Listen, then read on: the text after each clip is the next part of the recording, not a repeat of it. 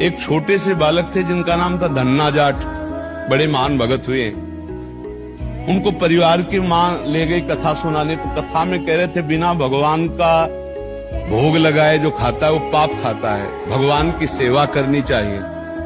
तो घर में आए, अपनी माँ से कहा, 8-10 वर्ष के होंगे, कि हमारे घर में तो भगवान है नहीं, भगवान का भोग नहीं लगता, पाप खाया जाएगा, अब कैसे होगा।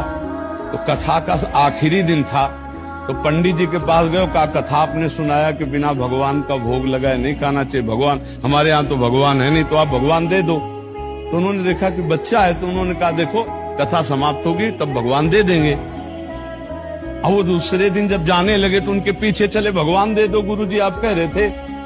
तो उन्होंने सोचा लड़का है, इसको ठाकुर जी तो दे नहीं सकते, तो भांग खाते थे, तो भांग का बट्टा ऊपर का, कहा ये भगवान है ले लो।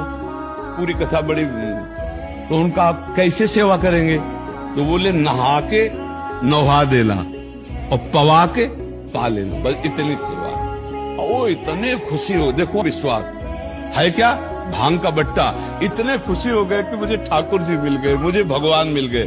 घर में गए, नहाया और ठाकुर जी को ना, वही मतलब भांग के बट्टा को ना, और बाजरे की रोटी गरीब आदमी सामने रखा, पाओ प्रभु। वहां प्रभु कहाँ, एक दिन हो गया, तो उन्होंने सोचा हमारे पास कुछ है नहीं, लगता पंडित जी के पास खीर पुआ सब सामग्री थी तो ठाकुर जी पाते, वो बिल्कुल ठाकुर जी मान रहे हैं। दूसरा दिन हुआ फिर वही बाजरा, तीसरा दिन हुआ फिर वही बाजरे की रोटी।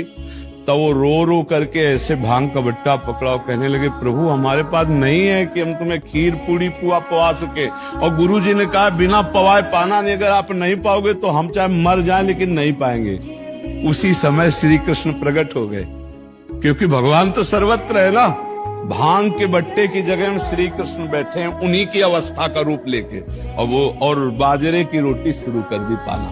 तो बोले देखो तुम कितने निर्दयी हो, 3 दिन से तो हमें भूख लगी है, और हमारे घर में ज्यादा कुछ है नहीं, 1-2 रोटी माँ बना पाती है, गरीब आदमी, पूरी रोटी तुम नहीं पाओगे, आधी हमें दो आधी तुम पाओ।